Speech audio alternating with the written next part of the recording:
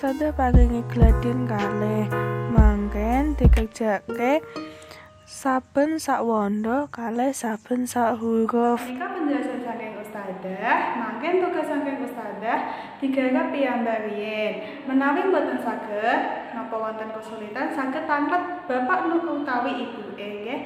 Wassalamualaikum warahmatullahi wabarakatuh. Dadah saleh-saleh.